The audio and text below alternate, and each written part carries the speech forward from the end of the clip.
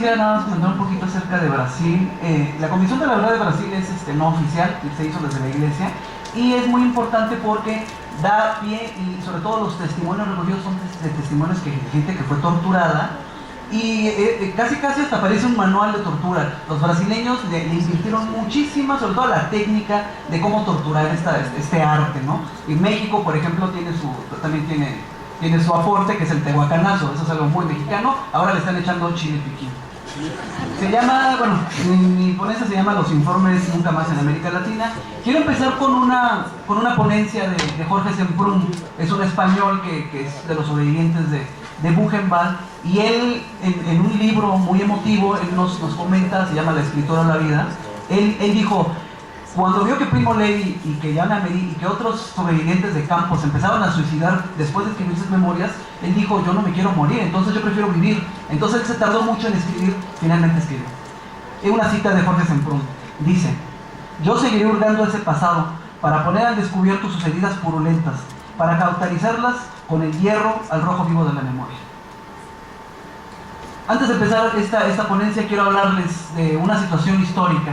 En el siglo I antes de nuestra era, Roma decidió destruir a Cartago, decidió exterminarla del planeta. Mandaron sus legiones, rodearon Cartago, duró 4 años el asedio.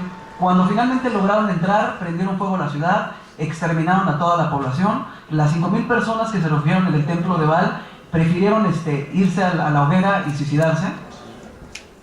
Y desde el Senado de Roma se dio la orden: Cartago tiene que ser destruida piedra a piedra, tiene que echársele sal a las ruinas para que no crezca ni una planta.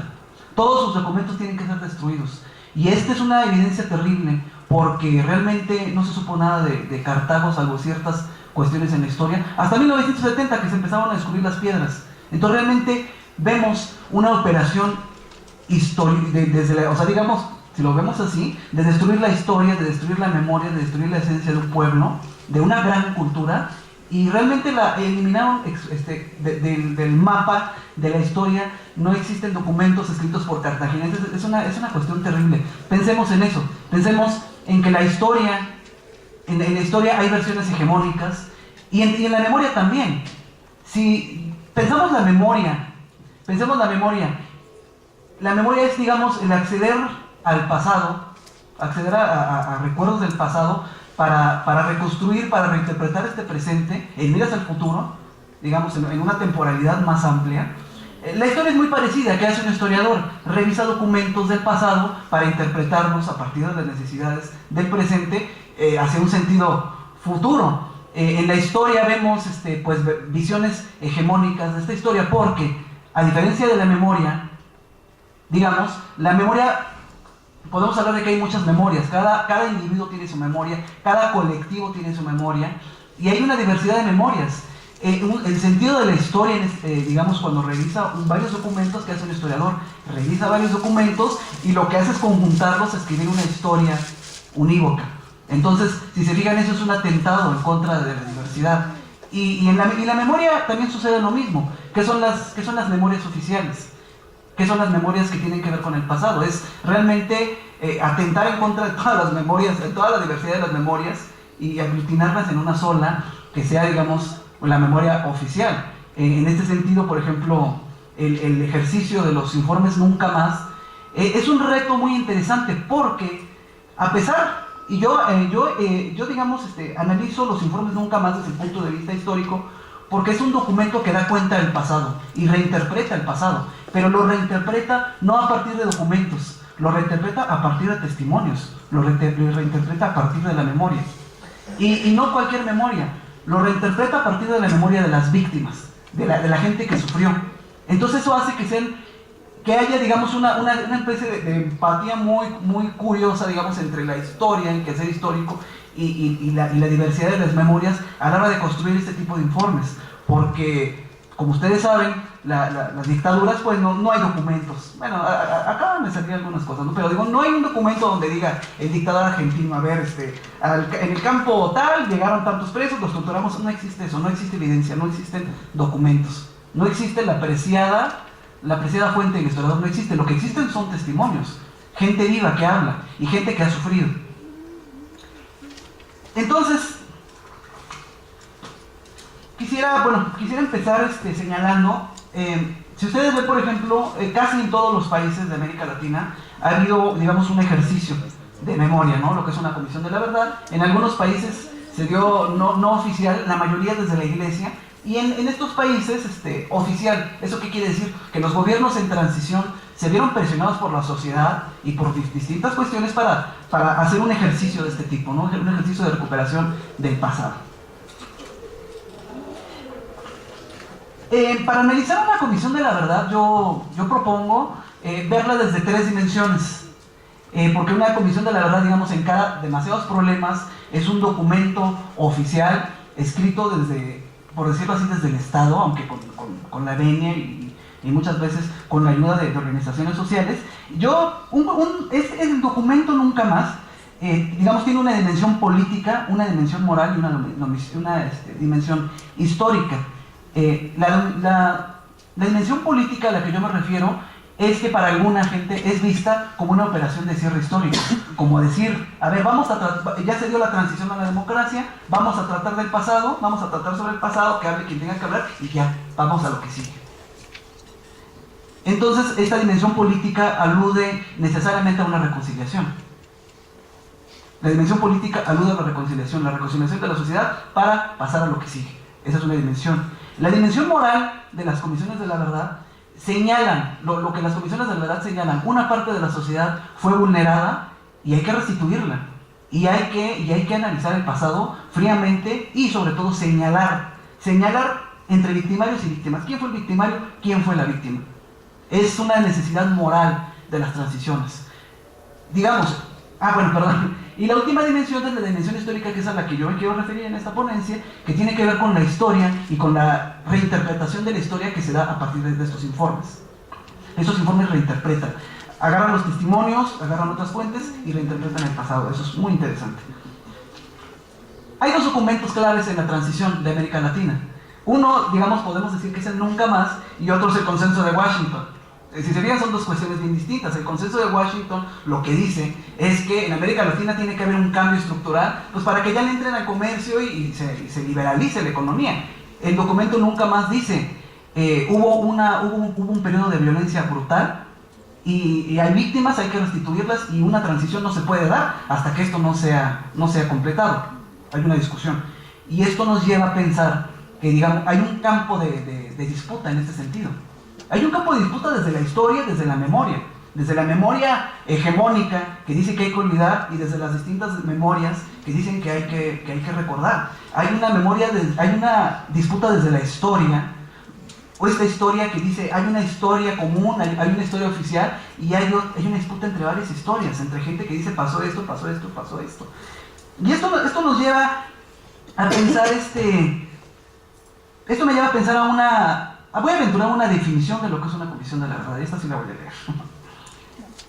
Me gustaría señalar que nos encontramos ante una herramienta de enfrentamiento con el pasado, cuyos criterios de constitución se dan desde las necesidades políticas de las nuevas democracias, y que tiene como eje fundamental la verdad y la reconciliación.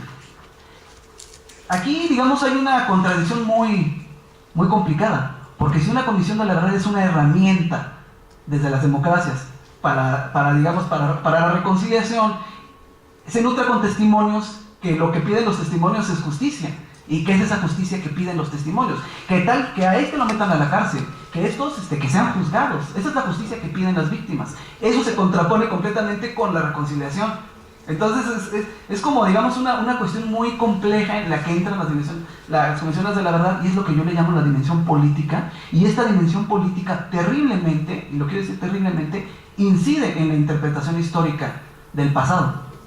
Entonces vemos que reinterpretamos la historia a partir de los testimonios, pero por otro lado hay una dimensión política que está diciendo hay que reconciliar. Es en este cruce donde yo tengo una duda: ¿dónde colocar el Nunca Más? ¿Dónde lo colocamos? ¿Lo colocamos del lado de la historia oficial, de la memoria hegemónica, o lo colocamos del lado de las víctimas? ¿Dónde queda? Y es, digamos, en la reinterpretación histórica y en la lectura, digamos, de la historia, que estas comisiones dan, donde uno les da clave, ¿dónde lo vamos a ubicar? Cuando las nuevas democracias decidieron hacer y creo que este está, ahí está, no, ahí está. Si se fijan, la transición a la democracia en todos los países y la publicación del informe final son un par de años. O sea, podemos hablar de que se da una transición a la democracia y casi sale un informe de verdad. Este informe de verdad tiene un mandato, el Estado le da un mandato a este informe, y este mandato es, digamos, a veces son unos cuantos párrafos. Este mandato le señala a las comisiones de la verdad qué es lo que puede hacer y qué es lo que no puede hacer. Entonces, por ejemplo, encontramos que en Argentina el mandato dice así: esclarecer los actos relacionados a la desaparición de personas. En Argentina, ustedes lo deben de saber, la lucha por los desaparecidos es la bandera de lucha de la Argentina. Entonces el mandato tiene que ver con esclarecer los datos relacionados con la desaparición. Aquí no se meten a tortura, no se meten a otro tipo de violaciones de los derechos humanos, es claramente los desaparecidos. Cuando llegamos a Chile, dice el mandato: la desaparición posterior al arresto, ejecución y tortura que lleven a la muerte. Entonces ellos ya meten la dimensión de la tortura, pero la meten solamente los que llevan a la muerte. O sea, la gente que fue torturada no es analizada en este informe. Se dan cuenta que cada vez que pasa un informe se empieza a abrir el espectro de investigación. Cuando llegamos a El Salvador, El Salvador lo que dicen: queremos saber quiénes fueron los que violaban los derechos humanos. Eso es lo que dice El Salvador. En Guatemala dice: esclarecer con suma objetividad, igualdad e imparcialidad las violaciones a los derechos humanos y a los actos de violencia que causaron el sufrimiento de la población guatemalteca relacionados con el conflicto armado. Aquí empiezan a hablar de objetividad, de igualdad, empiezan a hablar de una operación histórica, de que los datos tienen que ser analizados de una manera objetiva para llegar a una verdad. Por eso se llaman comisiones de la verdad. Ellas apuntan a encontrar una verdad en el pasado. Y para finalizar, la última comisión que más estoy analizando es la de Perú, y ellos dicen: analizar las condiciones políticas, sociales y culturales, ya se mete en la dimensión cultural, así como las acciones institucionales del Estado y de la sociedad que contribuyeron a la violencia política que afectó al Perú. Esos, digamos, son los mandatos. Si se fijan estos mandatos, el mandato es el esclarecimiento, el saber qué sucedió. Nosotros, digamos, en contra de este informe de Washington, quienes han leído a Guillermo O'Donnell, él dice que la cuestión del pasado no es importante. Y yo digo, sí es importante. Algo que tienen las comisiones de la verdad, que a partir de sus investigaciones se ha llegado a datos. No quiero llamarlos datos duros, es horrible decir que aquí murieron 30 personas y aquí murieron 600. O sea, la muerte es algo único, ¿no? No vamos a hablar de datos duros, vamos a hablar de datos, nada más. En Argentina se habla entre 9.000 y 30.000 personas. En Chile se habla entre 2.500 y 5.000 personas muertas y desaparecidas. En Uruguay es como 50. En Perú se habla de 70.000. En Guatemala se habla de 300.000. En El Salvador se habla de 75.000. En México no tenemos datos. Entonces díganme, si juntamos todos esos datos, casi dan 1 millón de muertos. O sea, no me digan que no es un problema importante. Por supuesto que es un problema importante. Un elemento muy importante, digamos, a la hora de la creación de las comisiones de la verdad son los miembros, quienes la presidieron. Aquí tenemos que los miembros son gente relacionada a los derechos humanos. Los presidentes de las comisiones de la verdad son gente relacionada a los derechos humanos que pelean por ellos. Y a pesar de que el mandato les dice, por ejemplo, en Argentina, no puedes revisar tortura, nada más desaparición, el sábado dijo, también voy a revisar tortura. A pesar de que en Chile le dijeron, nada más los que murieron en la tortura, los chilenos dijeron, no, vamos a revisar también. Y a pesar de que en El Salvador dijeron, no digas nombres, a pesar de que el mandato dice, ellos sí dijeron los nombres. Y por eso sabemos los nombres. Eso es bien interesante. Entonces, los presidentes de estas comisiones son, a mi parecer, de suma importancia. Qué lástima y cómo me dolió que se muriera Carlos Montemayor. Porque si en algún momento en esta historia trágica de México, de la Guerra Sucia, se iba a hacer una comisión de la verdad, Carlos Montemayor era quien la tenía que presidir. Si se fijan, él intentó hacer una comisión de diálogo entre el EPR y el Estado, nadie lo peló, ni el Estado ni el EPR, y dicen que esa fue una de las causas en las que él entró en una depresión terrible y se murió. O sea, murió a una edad probablemente muy, muy joven. Qué terrible que se haya muerto. Bueno, vamos a empezar, para seguir con esta noción, me gustaría empezar hablando ya del texto histórico. Y, digamos, en el texto histórico, en la recuperación de la historia a partir de los testimonios, entonces vamos a encontrar las claves. Cómo las nuevas democracias y cómo los documentos nunca más, ¿Qué dicen del pasado? ¿Qué fue lo que sucedió? ¿Cuáles fueron las causas de la violencia?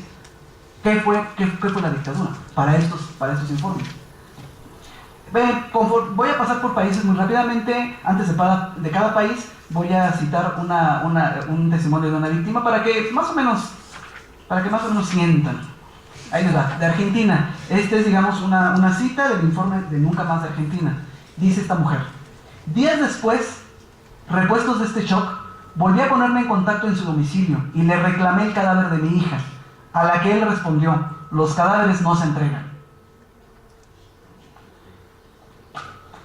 Argentina, la interpretación del pasado de la Comisión Nunca Más de Argentina, yo la coloco como el Estado terrorista. Es el Estado terrorista. La interpretación de la verdad de Argentina asume que los testimonios que recibieron son verdaderos, y todos los testimonios señalan al Estado como el principal responsable. De ahí que surge esta noción de Estado terrorista. Todas las atrocidades, desapariciones forzadas, masacres, todo fue llevado a partir del Estado. Entonces, el Estado terrorista es la máxima del Nunca Más, y siempre que uno piensa en Argentina, piensa en el Estado terrorista, y es una noción que todos los que escriben, digamos, desde el pasado en Argentina la reclaman.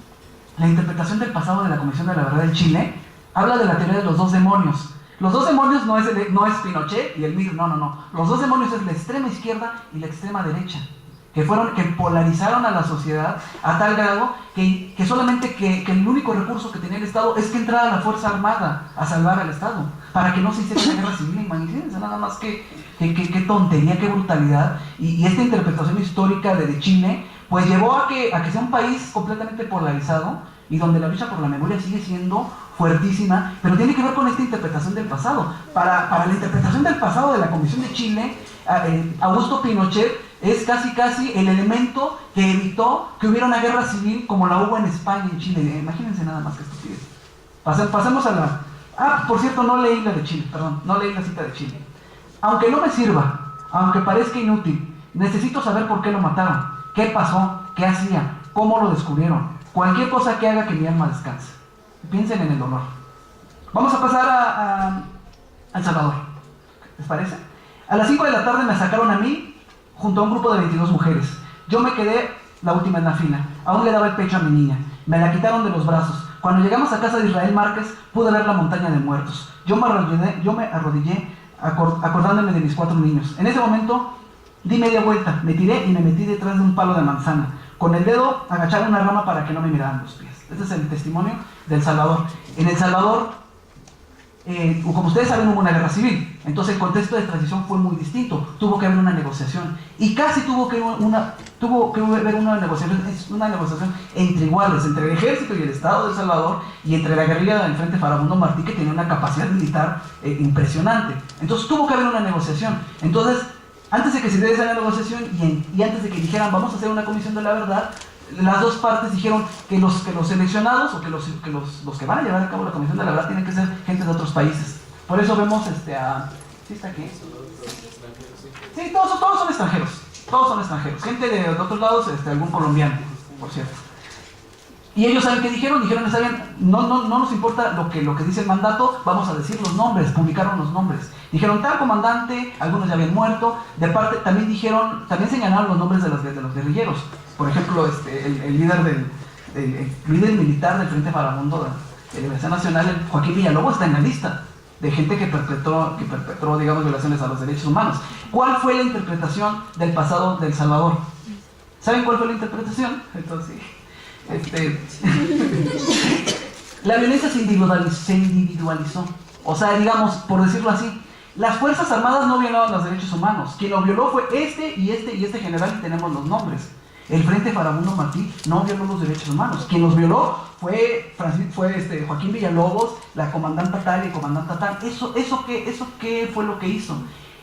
Que realmente nadie aceptara su parte. Ni la guerrilla aceptó su parte, ni el ejército, ni la oligarquía de El Salvador aceptó su culpa, porque tenían chivos expiatorios. Pensemos en la finalidad del chivo expiatorio de Girard. ¿Qué es el chivo expiatorio? Cuando la sociedad está en conflicto, señalan a uno, ese chavo, el greñudo, él tiene la culpa, él es el chivo expiatorio. Entonces todos los que estábamos peleando los subimos en contra de él y lo destruimos, y cuando ya lo destruimos todos estamos contentos. Ese es el chivo expiatorio, Girard.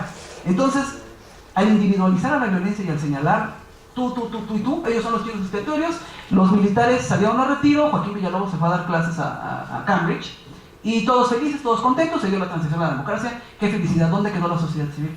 ¿Saben dónde quedó la sociedad civil? El Frente Farabundo les dijo, no, ahorita es más importante que nos hagamos partido político y después ganemos las elecciones. Y la sociedad civil se quedó callada, y es terrible lo que pasó en El Salvador, porque sigue habiendo impunidad.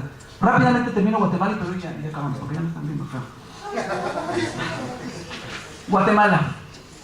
Tal vez Dios me va a perdonar, por eso he venido a contarlo. Si algún día me muero, no puedo ir con todo. Es un gran alivio sacar lo que se guarda en el corazón. Este es Guatemala. Cuando se dio la transición en Guatemala, no se dio, a pesar de que había una guerrilla que llegó a tener mucha fuerza, realmente fueron aniquilados casi en su totalidad. Y realmente cuando se dio la transición fue por presión internacional. Tenemos a Rigoberta Menchú y a gente en Estados Unidos diciendo es que hay un genocidio en contra de los mayas. La opinión pública se levantó y realmente la transición fue muy forzada. Los militares lo hicieron muy forzadamente y nada, tontos dijeron, en Guatemala no se van a señalar nombres, no me importa, no se van a señalar nombres. Entonces, lo que hicieron los comisionados también de corte internacional fue señalar y digamos regresar a la figura del Estado terrorista. Entonces los testimonios, el testimonio se le dio el mismo valor que en Guatemala, se le dio un valor de verdad y les señalaron que el Estado guatemalteco había sido un Estado terrorista y por primera vez se utiliza la palabra genocidio en América Latina, un genocidio en contra de los indígenas. Y así terminó obviamente hubo impunidad, pero por lo menos se señaló que hubo genocidio y que hubo un Estado terrorista. Para pasar a Perú, como ustedes saben, después de la guerra contra Sendero Luminoso y el MRTA, Fujimori dio un golpe de Estado y después hubo los videoescándalos, algo más o menos como lo que pasó aquí con Bejarano, pero más pesado, o sea, porque a Bejarano lo agarraron con ligas, a Fujimori hay escenas de teniendo sexo con productoras de televisión, con Laura Bozzo, no se imaginan. Cayó estrepitosamente el régimen y cuando se hizo el gobierno de transición, llamaron a la Comisión de la Verdad y esta Comisión de la Verdad sí fue hecha con peruanos, pero eso es un elemento que a mí me llama mucho la atención. No fueron tanto, hubo luchadores de derechos humanos, la sociedad civil estuvo envuelta, pero sobre todo los que llevaron la parte histórica fueron antropólogos. Antropólogos que llevan estudiando la violencia en Perú desde hace años, Nelson Manrique, de Gregory, gente de ese corte que siempre señalaron que realmente que las causas de pobreza e marginación en Perú fueron detonantes. Y ellos dicen que el detonante de la violencia en Perú fueron la segregación racial, la marginación y la violencia de Sendero Luminoso. Sí señalan, no le dicen Sendero Luminoso ni le dicen grupo terrorista, le dan Partido Comunista del Perú, SL, Sendero Luminoso, dicen, ellos son los que iniciaron la violencia política. O sea, ellos fueron los que rompieron, digamos, el orden de la política, utilizaron la violencia, el Estado no tuvo más que pelear contra ellos y se dieron violaciones de los derechos humanos de las dos partes. Una cuestión importante de la interpretación de la verdad de Perú dice, no hubo un Estado terrorista porque hubo una democracia más o menos formal, tampoco hubo digamos, ellos no se meten a la teoría de los dos demonios porque ellos hablan de la teoría del pueblo entre dos fuegos. La teoría de los dos demonios se focaliza a las razones y al sentido de los dos demonios. La teoría de los dos fuegos focaliza el sentido y el objeto de estudio digamos, a las víctimas, al pueblo, en este caso a la democracia. Entonces es la teoría del pueblo entre dos fuegos. Y antes de terminar esta ponencia, quisiera... ¿Dónde me quedé? Quisiera recuperar recuperar un poquito el sentido de las comisiones de la verdad. Realmente, si vemos la dimensión política, a veces afectó negativamente en la interpretación del pasado, a veces, digamos, la puso en un lugar, y yo antes de yo quisiera ponerla en un lugar, digamos, del lado de la historia oficial o del lado de las historias colectivas y memorias, quisiera terminar con la misma cita con la que empecé, se las vuelvo a leer. Yo seguiré hurgando este pasado para poner al descubierto sus heridas purulentas, para cauterizarlas con el hierro al rojo vivo de la memoria. Piensen en esto, piensen en una imagen, esto es una imagen. Dentro de esta cita, digo yo, las heridas purulentas representan el dolor irresuelto de una parte de la sociedad, donde la memoria irrumpe como un hierro al rojo vivo, que marca su permanencia y que busca curar este terrible sufrimiento.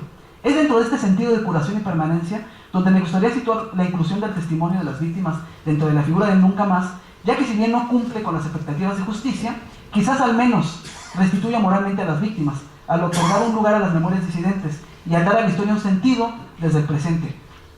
El incluir las memorias disidentes y las memorias soterradas, incluirlas en una interpretación del pasado, es darle voz a los que fueron, a las víctimas. Y esto al mismo tiempo le da un sentido a la historia. ¿Y cuál es el sentido? En estos momentos donde, digamos, todo el paradigma está derrumbándose, donde ya no existe la revolución como paradigma, ¿cuál es el sentido que nosotros podemos rescatar de esto? Que aquí hay un aprendizaje. Y ese aprendizaje es lo que nunca más debe de volver a suceder. Muchas gracias. Antes de terminar, por favor, alguien pregúnteme sobre México. Es muy importante. Ya, gracias. Bueno, muchas gracias por tu apasionada exposición sobre las condiciones de la verdad.